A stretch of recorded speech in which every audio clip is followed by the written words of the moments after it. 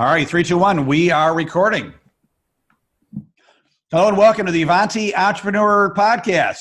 I am Dave Bomano, your host, and we're here to help with entrepreneurial achievers and business owners and leaders move forward so that they can reach their potential. I do this by interviewing the nation's best movers and shakers, in my opinion. And today I have on the show, in my opinion, I think in a lot of people's opinion, a great mover and shaker, Gino Wickman. Gino, welcome to the show. Thank you so much, David. Glad to be here. And I am honored and blessed to have you on the show. We've talked about the fact that you don't pride yourself on being this guy that's all over the place speaking. You really like to create, right? Create this incredible value. And then it just is kind of mushroomed into this incredible brand, which we're going to talk about, EOS Worldwide. An incredible set of books. Everybody, I think it's safe to say most entrepreneurs have at least heard of the book Traction, if not read it, and more. So really, you just being behind the curtain, making mad scientists creating all this goodness. Like it or not, has made you kind of famous, Gino. And so, and I know you don't love it as far as being in the spotlight, but I truly am honored that you chose the Avanti Entrepreneur Podcast to come and talk about some of your new adventures, which is a book we're going to talk about. So once again, thank you so much. It's my pleasure to be here. We've been talking about this for a couple of years, so I'm glad it finally came into fruition, and thrilled that I'm doing this with you. Absolutely, and we'll get this out of the way before I forget. I want to thank Rob Dubay and Marissa Smith for connecting us, and that's when we started talking. And I know when I first read your book, and Rob is so modest, right? And Rob's been on my podcast twice. I think a lot of Avanti people know him, and he didn't mention that he was in the book, right? So I'm reading the book, and I Rob Dubay, Image One. And I'm like, Rob, oh my goodness! And I believe he was one of your first clients with the EOS program, right? Amazing guy. Amazing. That was a great choice for one of your first clients. Let me tell you. I got lucky. So, Gino, I want to read your bio, and then we'll dig a little bit deeper about some of your latest adventures. Sounds great. So, Gino Wickman, as an entrepreneur since the age of 21, he has had an obsession for learning what makes business and entrepreneurs thrive. At age 25, he took over the family business, which was deeply in debt and in need of help. After turning the company around and running it for 7 years, he and his partner successfully sold the company. Gino then set out to help entrepreneurs and leaders get what they want from their business. Based on his years of real-world experience, he created the Entrepreneurial Operating System, EOS, a practical method for helping companies achieve greatness. He has personally delivered more than 1,800 full-day sessions for more than 130 companies, helping them implement EOS. He is also the author of the award-winning best-selling book, Traction, Get a Grip on Your Business, as well as Get a Grip and Rocket Fuel, How to Be a Great Boss, and What the Heck is EOS? Gino is the founder of EOS Worldwide, an organization that helps thousands of businesses implement EOS with the aid of an international team of over 300 professional and certified EOS implementers and online support. There are more than 60,000 companies using EOS around the world. Gino is now devoting time and energy towards helping entrepreneurs in the making get a huge jumpstart on taking their entrepreneurial leap, which is why he created Leap. And that's what that's mostly what we're going to talk about. But Gino, for those living in a cave, I want to spend just a few minutes talking a little bit more about EOS. And the bio does a great job. But if you don't mind, and actually we've had a lot of EOS coaches, implementers on the show, and they've talked about the incredible success they have and the incredible results they have, right? I almost envision the entrepreneur has a really great car, but really doesn't know how to drive it on his own or on her own, or not really maximizing the performance. So EOS will come in and open up the hood and really look at every part of the engine, every part of the motor, every part of the car, and take a deep breath with the founders, the executive team, and really plan out a vision of how they can make every piece and part work to its optimal potential, and that everything is syncing together. So we can get that Ferrari running like a Ferrari. That's kind of the metaphor about how I feel. And I've used EOS myself. There's a local guy here in Rochester, Jamie Cornelson, and I've been through the program with him, and he's wonderful. And for a lot of, I will say, frenetic, manic entrepreneurs like myself, you call them visionaries, right? A lot of people call us, insane. So thank you for the word visionaries, or a little bit better. It's an incredible system to add some structure, some process, and some systems, to our manic, frenetic brains, right?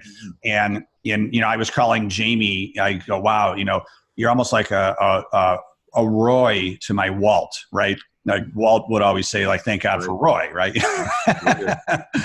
And so, I would, if you could just give us a quick overview of, some of the benefits and the value that EOS brings to the table, and just, some of the things that you're really proud of over the years that EOS has become. Yeah, that's great. And, I always hope that this will be educational, because I certainly don't want it to be all about me or any kind of a sell job. So when I hear you say all that, by the way, you put that in a nutshell very well. So you obviously get it, and everything you said is accurate.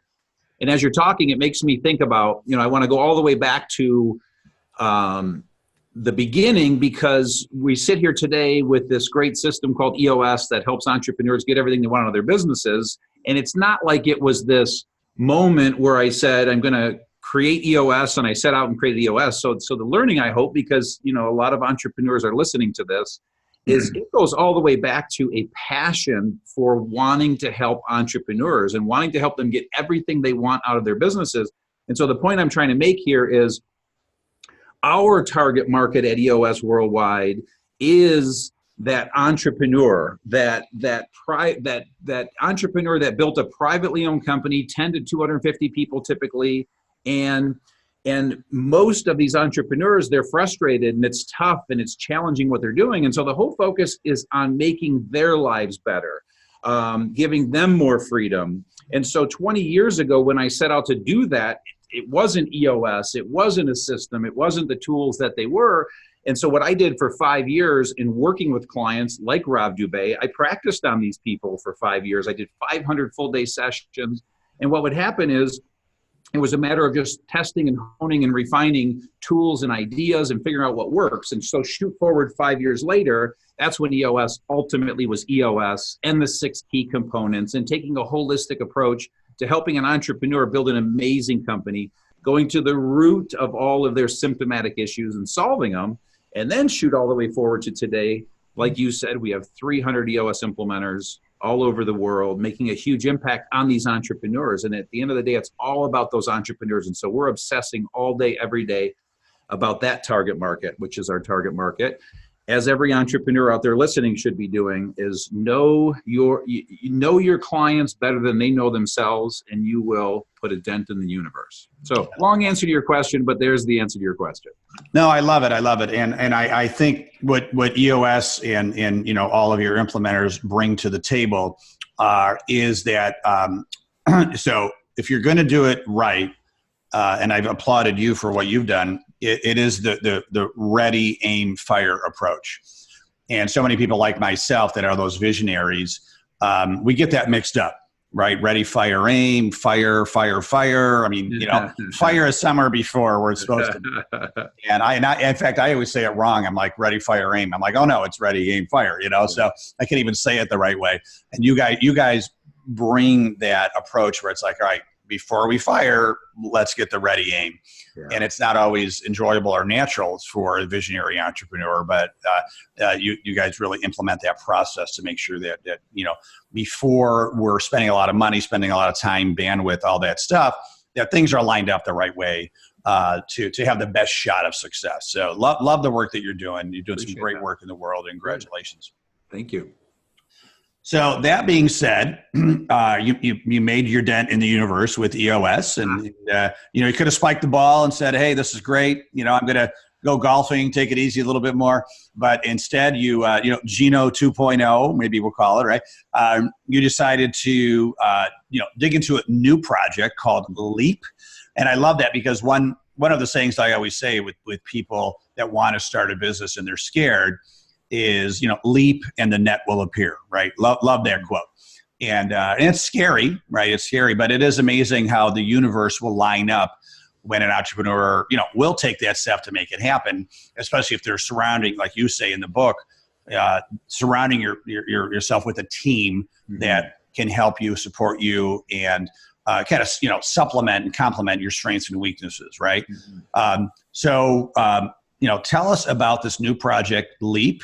And then, of course, I have a million questions. Oh, I love it. No, I appreciate that. And, just to back up one little step there, when you talk about I put my dent in the universe, the reality of EOS Worldwide is, it is at 5% of its potential. So the mission is not done. The goal is not achieved. And I actually sold that business last year. And so what happened over a 5-year period is my partner, Don, and I completed a succession plan, replaced ourselves with 2 rock star visionaries and integrators that are taking the company to the next level. And we were free from the company. It was self-sufficient. And we just decided it was time to sell. But one of the big reasons I decided to sell is to free up my energy to focus on this next thing. And so EOS Worldwide is alive and well, and that number of implementers keeps growing and the clients keep growing. But we are nowhere, we're not ringing the bell or celebrating anything yet. There's a lot of work to be done. I still own a percentage of the company. I still play a little bit of an advisory role, but and I still have clients. EOS is my number one love. Working with the clients is my number one love. And so as I now shift to this new thing, when I was 40, I said when I turn 50, I want to focus my energy on helping entrepreneurs in the making get a jump start on taking their leap. I really feel like I can help and make their lives a little bit easier. And so I turned 50 last year. And so upon selling the company, putting energy there, I've now gone to work on a project that is basically content to help entrepreneurs in the making do just that, get a huge jump start on taking their leap and why they're on this planet. And so it's going to start as a book, and that book comes out on October 15th. And to my point earlier with EOS, where, the obsession, the target market, the client that we served there was that entrepreneur I talked about. In this new project, this is a different target market. This target market is an entrepreneur in the making, which means it is someone that possesses 6 essential traits, which we may talk about or not in this call, in this conversation when we get there. But it's somebody who has not yet taken their leap, and it's at any age. They could be 16 or 60, and so who knows what the age is.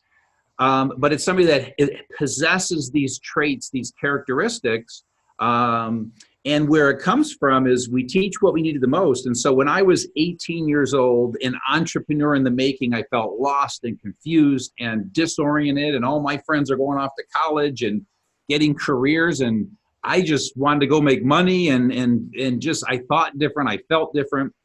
And so what I'm doing is I'm teaching me, 33 years ago. And what I want to do is really help these people understand who they are, why they're here, and like I keep saying, give them a huge jump start. And so in a nutshell, to just kind of give you the high level, and we'll go wherever you want to take it. The book is called Leap. Do you have what it takes to become an entrepreneur? Like I said, it comes out October 15th. And there are 3 parts to the content. Part 1, I'll give you the high level. Part 1 is called Confirm. Part 2 is called Glimpse. Part 3 is called Path. So Confirm, Glimpse, Path. In part 1, it's all about helping to confirm whether or not they even are entrepreneurs in the making. I believe beyond a shadow of a doubt, there are 6 essential traits that every entrepreneur, true entrepreneur has. It helps them confirm whether or not they do, takes them through this vivid, emotional, psychological, philosophical, soul-searching journey to discover whether they are. There's an assessment. And at the end of that, that helps to confirm. Part 2, Glimpse, is all about showing them a glimpse of what their life could look like if they take this leap. And it just gives a vivid picture of all of their options in terms of business choices, what a day in the life looks like, both good and bad. And then also just real world stories so they can see and read about people that were right where they were and what they built. And then Path is all about showing them a path that I believe I can eliminate half the mistakes they're about to make. They still need to make the other half. They're all part of learning and all part of the process. but I really do feel like I can show them a smoother path and increase the success ratio, which is pretty bad. And, who knows what the exact numbers are, but, the best I can see over and over is that 50% of all startups fail in the first 5 years. And then that statistic repeats itself. And those aren't great odds. And so hopefully I can. I think you're being generous. I read that in the manuscript and I was like, well, I thought it was a lot higher. And like you said, who knows, right? But exactly. Scary stuff, right? Which probably a lot of it could be prevented. For sure. Yep. And so that's the mission. That's the plan. This is much more of a passion project this time. I'm not looking to build another empire. I'm taking a very open source, abundance-based approach to this content because as much as the target market that I obsess about that I shared with you, there's really a secondary target market.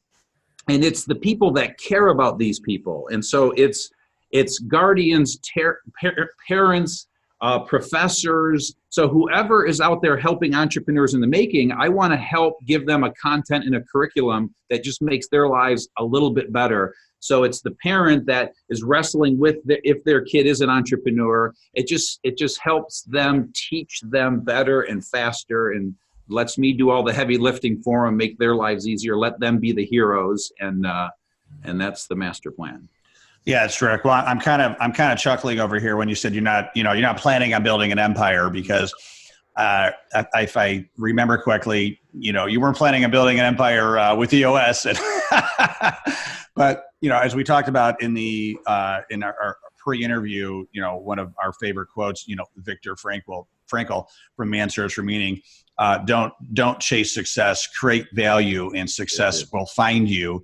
And so, like it or not, Gino, you might just be creating another empire, but it's a good empire because it's all about helping people, right? Yeah, that's great. That's great. What I love about what you're doing is obviously, the first part of your business life, it was about helping, people that have already started businesses, right? They got it going. Maybe they're doing $1 million in revenue, maybe a little bit less, maybe more, but it's about stopping that tailspin of getting it to that level and how do we get it to the next level. And now what I love about what you're doing is you're going back to that first step. And I know a lot of those people with Avanti, a lot of people on our network are, beginning stage entrepreneurs or they're thinking about starting a business as well.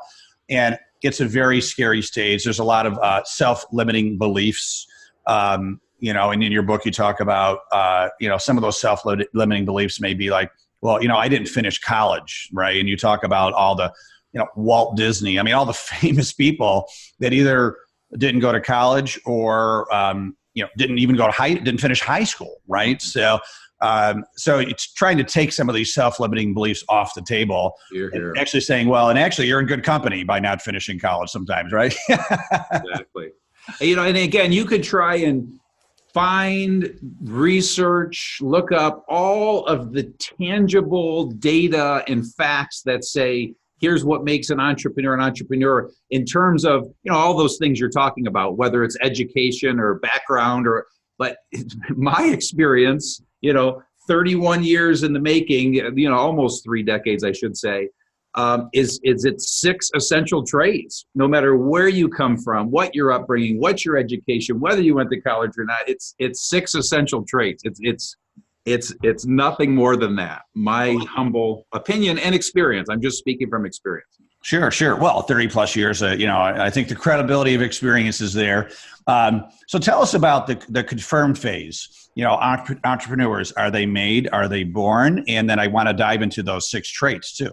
Yeah, cool. So, if I haven't already let that cat out of the bag, I really believe you're born with it. And so it's not something you can learn. I believe it's inherent. I believe you're born with it. And it's amazing, how many people agree with that. But then also there are people that disagree with that. And so who knows? I would certainly debate it to my death. And it's nature over nurture, So with that, assuming that's true, the next question is, what are those 6 essential traits? And so what they are, I call them visionary, passionate, problem solver, driven, risk taker, and responsible. Okay. And so those words can be said many ways. And so then I just want to take 2 minutes to give you a little more vivid description of each one, because there are a lot of different words used to describe these traits that I'm describing. And so when I say vision, I'm talking about people that have lots of ideas. They're able to connect the dots. They have this sixth sense. They're able to see around corners. They just, anyway, so that enough said there. Passionate is people that have passion for their product or service. So they created something. They have an idea. They have so much passion for that. You can absolutely not beat it out of them. They have such strong belief in it. And so they're there to fill a void. And quite frankly, that's one of the reasons entrepreneurs succeed, but they're incredibly passionate about their thing. They're not passionate about everything, but they're passionate about their thing. When I say problem solver is about creative problem solving. Again, it's an essential trait. It's inherent in them. So problem solvers lean into problems. Every cloud has a silver lining. They are optimists. And so when you're starting and building a business, you are getting hit with 6 problems a day, and you've got to relish that. You've got to enjoy that. And so that's what a problem solver is. Driven is you have this internal fire, this high sense of urgency, this competitive nature. You want to succeed. And so there's just this fire that burns in you. It's been with you your whole life. It's not like all of a sudden it just happened at 30. Risk taker is, it just as it sounds, it's people that are willing to take a risk. And so there's so much more than just the risk of starting the business. It's what goes on during that whole startup phase. The decisions, the big, tough decisions, financial decisions, these are all risks. A decision to fire a key employee because they're just no longer working out, a decision to raise, those are all risks that people are taking. So you have to be a risk taker, because if you freeze at the sight of making a tough decision, you're just not going to succeed. And then responsible, this is the one that confuses people a little bit. So I always say responsible, blame no one. And so what I find with all of the entrepreneurs I've interviewed for this process, worked with over all of these years, they have this habit, this inherent trait that they take responsibility. And so when something goes wrong with the business, their first inclination is to look in the mirror at themselves, not look at all their people, not cast blame. So when I look at the world, and this hit me as I was writing the book, when I'm trying to really articulate what responsible means, I realize there's 2 types of people in the world. There are people that take responsibility, and there are people that don't and blame others. And so obviously the people that take responsibility, again, they immediately look at themselves in their relationships, in their business, anywhere in life. When something bad happens, they immediately go, how did I cause this? What did I do to cause this? And then there's the other group that immediately say, you did this, it's your fault, it's a fault. And so if you think about everybody in your life, you can put all of the people in your life into one of those 2 buckets. I know I can. And the truth of the matter is, both of those are psychological disorders.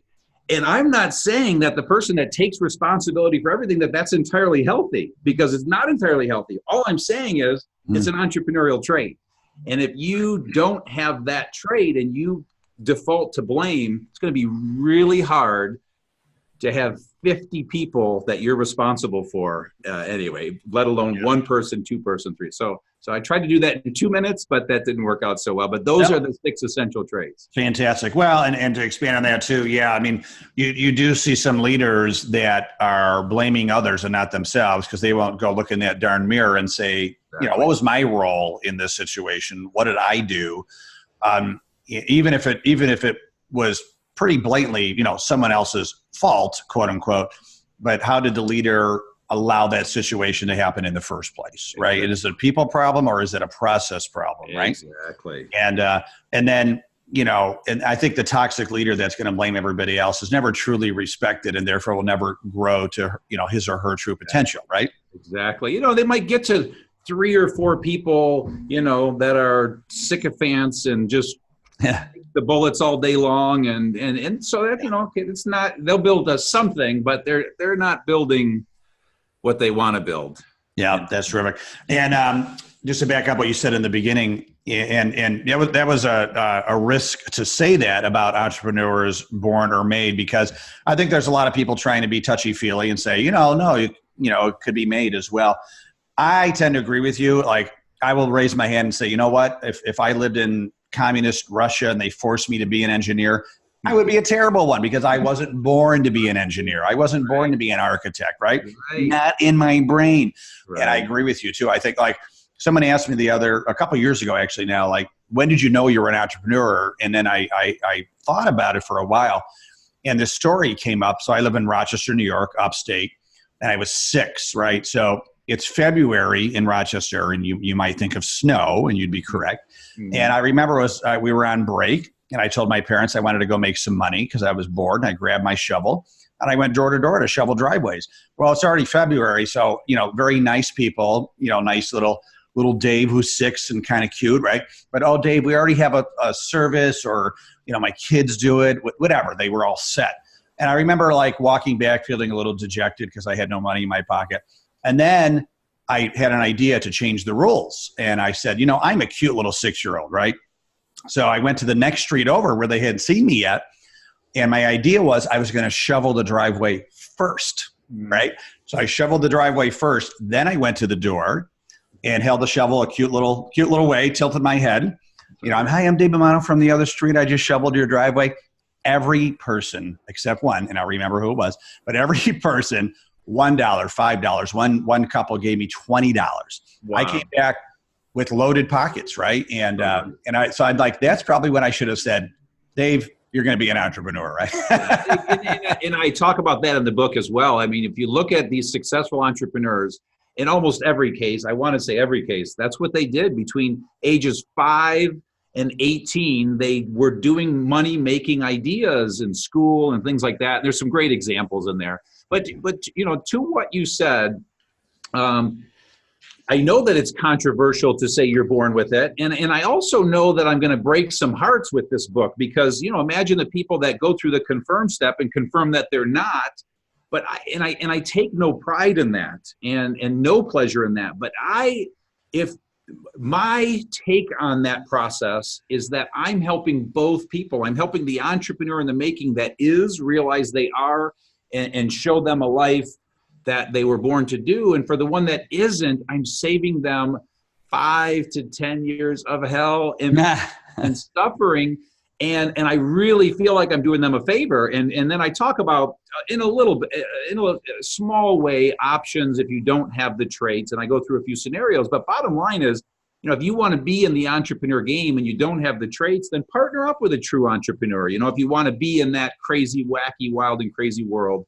But I feel like I'm doing a service, and I hope to, greatly increase the success rate of these startups, which, like we talked about earlier, is rough. Those numbers are pretty rough. Yeah. No, you're coming from a good place for sure.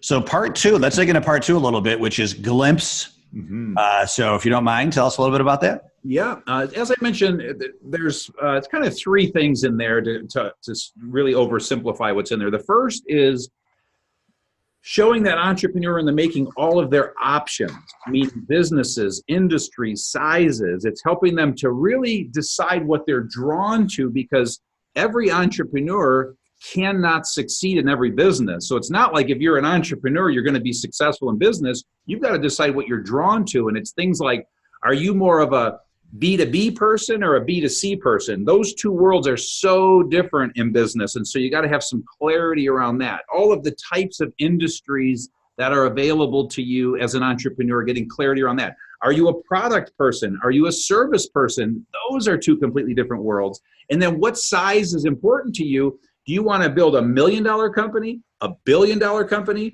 Not everyone is cut out to build $1 billion company, and there's no shame in building a $2 million company, a $5 million company that throws off a 40% profit. So it's creating this vivid picture to see what they're drawn to and draw them into that. It then gives lots of success stories of real world entrepreneurs and what they did and how they built it, and so you get a sense of people who were you were.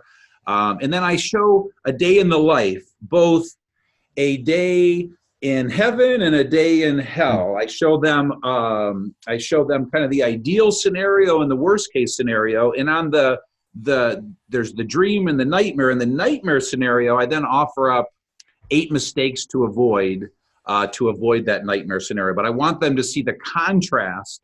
And so that just kind of paints a vivid picture so they know what this life is all about, what their options are. And for somebody that has those 6 essential traits, it just absolutely draws them in, fires them up, gets them motivated. And that's the real fast version of step 2. That's excellent. I know in the book, you have one of the nightmares or one of the problems is not having a vision, right? What about having, as many of us do, many visionaries do, having too many visions, right? Or not being able to stop the vision train. I mean, it's, oh my God, one vision after another, and then the rest of the team has whiplash because there's 20 visions last month, right? Yeah. So what we teach at EOS Worldwide and in the EOS process is we teach a concept called core focus, and that's really getting that entrepreneur to ultimately focus. And when we talk about these 8 mistakes to avoid, these 8 mistakes were created by me realizing in the first decade or two of working with entrepreneurs, when they would come to me at their 10th employee, looking at their current state of frustration and solving all those problems, but seeing where they could have headed all of those problems off at the past if they knew about these things that we're talking about. And so one of them is that, yes, they're just kind of doing too many things, or they got themselves into 2 and 3 businesses, not one. And so at EOS Worldwide, we call that core focus. And the idea behind core focus is to get that entrepreneur to realize what is their sweet spot as a business and to not get distracted by what we call shiny stuff. And shiny stuff are, the more successful you are, this is a great Jim Collins quote, I hope I can get it right, but he says, and actually it's a quote from his book, Good to Great. He might be quoting another leader, but it's, the more successful you become in business, the more likely you are to die of indigestion of too many opportunities than from starvation of not enough. And so the point there is, the more successful you get, the more is going to come at you, and you've got to become masterful at saying no. And so to your point, absolutely, know your sweet spot, know what you're good at, stay in that sweet spot. And let's pretend you want to build a $5 million company. If you can go do $5 million in business in that sweet spot, why on earth would you look anywhere else? And so, yeah, it's all Right. about, keeping that entrepreneur focus, certainly later in life, but also out of the chute. Yes. And that one of those mistakes I'm teaching them to do is get clear on that vision. I show them how to get clear on their vision for their organization. But there's a difference because when they're becoming a mature company, they absolutely have to stay true to their core. When there's a startup, the plan's going to change like 6 times in the first 3 years. And so they have to masterfully decide what is shiny stuff and what isn't. And so this is where there's not this perfect answer, because the plan they start with is not the one they're going to end up with. And so in that case, sometimes they do have to go, okay, this idea isn't entirely working, so I need to change the plan a little bit and shift to something more like this. So I don't know if I'm making sense, but Absolutely. No, no, you're making a lot of sense, and it does. I mean, a lot of stuff you were just talking about too goes back. You said Jim Collins, that hedgehog concept. Just have the core, be great at one thing. Exactly. And focus on that. And I really appreciate you saying, giving permission to say, you know what, if you've built quote unquote only a $2 million business or only a $5 million quote unquote, and that is fantastic. Oh, right? Don't get me started there. And so I can go on a rant on that, but I won't.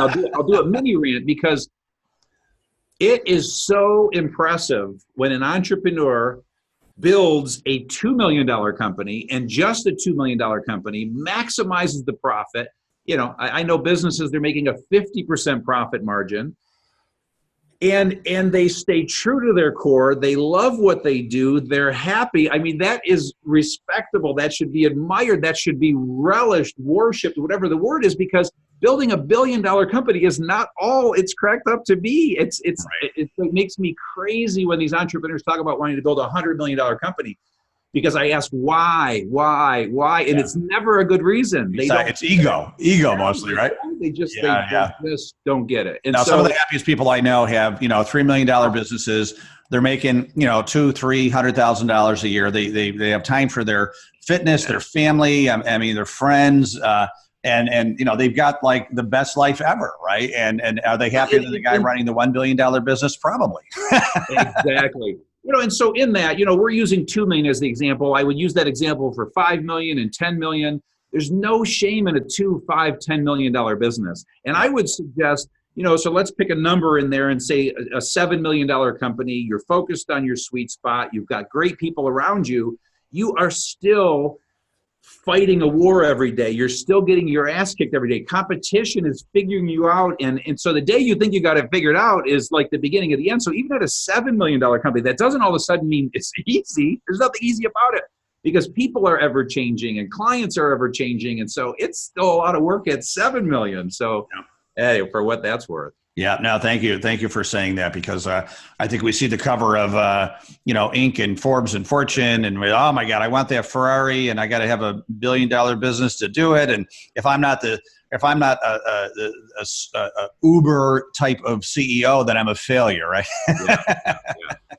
So a couple things I want to say that I want to make sure I clarify as we're talking about LEAP, because I want to make sure hopefully we're not alienating your audience, because I think about kind of 3 types of people that are listening. And certainly if you have entrepreneurs in the making listening, that's what this content is for. And that's what this book is for. But also you have people listening that have entrepreneurs in the making in their lives, be it teachers, parents, professors, guardians, aunts, uncles, whatever it is. And so if you believe you have somebody in your life that has these 6 essential traits and are exhibiting these crazy characteristics we're talking about, this book is for them, and it's just a great way to help them know who they are, but also to help you know who they are. And then the third, I also want to be really careful about, because if it's coming clear what we're talking about, LEAP is about creating content to help an entrepreneur take their leap and start up. And from the day they start up, I've got nothing to give them. And then when they get to their 10th employee and become mature, EOS is for them. And so that stuff in the middle, I'm not playing in that field, if you will, and there's so many resources. And so you have people listening that are in startup phase, and it might be helpful if they're struggling to read LEAP and decide, do I have these 6 essential traits? Did I make a mistake by taking this leap? And it does give some nuggets, but I also I'm trying to be clear in terms of who this is going to help and who this content is for. And the other thing I want to say before I forget is there is an assessment. I talked about the assessment and confirm. Your listeners can go to e-leap.com and take the assessment online, and it gives them a result in terms of, do they have these characteristics and traits? And then there's also a free downloadable chapter they can download as well, because the book doesn't come out till October 15th. So I just want to make sure we said all that. Yeah. And we're here in August, so a couple months. So in the meantime, they can go to e-leap.com to take the assessment and to get the free chapter. Yeah. And we'll have all this in the show notes at AvantiEntrepreneur.com. Right. Click on podcasts, Gino specifically, and everything will be in the show notes. So Gino, we have one more part, and this is called Path. Yeah. So tell us about now that we get on the often bumpy road of the journey. How can you help them make it a little less bumpy? Yeah, and so the way I like to describe this third piece in Path is there's no perfect system for building a business. There's no perfect system for a startup. And I will admit it's a little maddening to me when somebody does try to show, here's the exact step-by-step process to build a business, because there just isn't one. When you weigh in all these factors I'm talking about in terms of all the types of businesses and industries and product and service, and B2B and B2B. There's so many ways to do it and different types of customers. So the way I describe contextually what I'm about to describe is it's a bunch of awarenesses. So to the degree I can burn into that entrepreneur in the making's brain these awarenesses, they're more likely to succeed. And so it's like if you're about to set off and hike the Appalachian Trail, you need to be ready and aware and prepared if a mountain lion jumps out, or if a storm comes, or if the path washed away, or if all these things that are going to happen on that trip over the next month. Just like all of these things are going to happen, you just don't know when. And so in Path, what I do is, in terms of these awarenesses, these things to be prepared for, we first talk about college or not. And that's obviously for the entrepreneur in the making that is at an age where they're trying to decide on college. And we go deep into, the entrepreneurs that have and haven't. And a great, for 25 years, I've been asking every one of my successful entrepreneurs, did you go to college? And the ones that say yes, I say, are you using anything as an entrepreneur that you learned in college? And in almost every case, they say no. Okay. And so that I was biased for a while, but then about 3 years ago, 2 years ago, somewhere in that range, I started to ask a new question, a follow-up question. And I said, if you could go back again, would you? In almost every case, they say yes. And then I say, well, what did you get out of it and what would you have done? And it's interesting because what they say, the value, the reason they would go back is it was the relationships, the people, the testing ground. So there's a lot of value. And so at the end of the day, when in doubt, go to college. In other words, life is a little harder if you don't go to college, but for an entrepreneur, if you have those true 6 essential traits, you're unemployable anyway. But so it just takes you through this process of deciding, is college right for you? And just really goes deep into that. And then we get into passion and how important passion is and discovering your passion. So I teach them how to discover their passion, because you will not survive startup without having a very clear passion. Passion is what gets you through the hell of startup, because everything we're talking about is so hard. So we talk about passion. We then talk about mentoring and how to find a mentor and how to structure that relationship and how important mentoring is for an entrepreneur in the making and on to startup. And then from there, we get into then taking action, but being patient. And I teach 10-year thinking in 10-year timeframes. I learned it in my mid-30s, and how, man, when you think in 10-year timeframes, time slows down, you start making better decisions, and ironically, you get there faster. So I go into that pretty deep. And then from there, we get into what I call 8 ways to help increase your odds of success. And then I talk about the 9 stages of building your business. And so that's where we get into some how-tos. Again, all just awarenesses and ways to be prepared, because there isn't this perfect step-by-step A to Z way of building a business. So there's the fastest version I can give you on part 3 in the past. So, Gino, I try to keep these about a half an hour. We're at 40 plus minutes. I could probably go 3 hours with you, because I'm just in love with what you're doing. I remember when I was 25, I started my first company, and I remember that first day, when I quit my job and I sit down at my new desk, which is in the little alcove in my bedroom, right? And I remember I compared it to when you finally decide to go on that really scary roller coaster. And the bar is down and it locks in and it starts to move. And part of you is like, holy cannoli. I'm going on this ride, and you have anxiety and fear and you're scared. And the other half of you is as excited as all hell, right? And I think that's what it's like when you do cut that cord, leap to start that business. You're going to go through some of that stuff. You're going to go through those feelings. And now on that roller coaster, I could have had your book, right? I could have had your book. So really glad that you're doing the work that you're doing.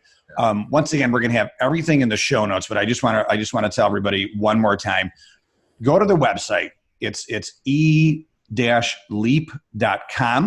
A lot of great resources there. The full title of the book is Leap: Do You Have What It Takes to Become an Entrepreneur? It'll be released on October 15th, so I imagine Amazon, et cetera, right? They can get it there. They can pre-order the book at Amazon and other retailers, right from your website too, is that right? And that's probably the mothership. The website will then take them to the major retailers. Yes.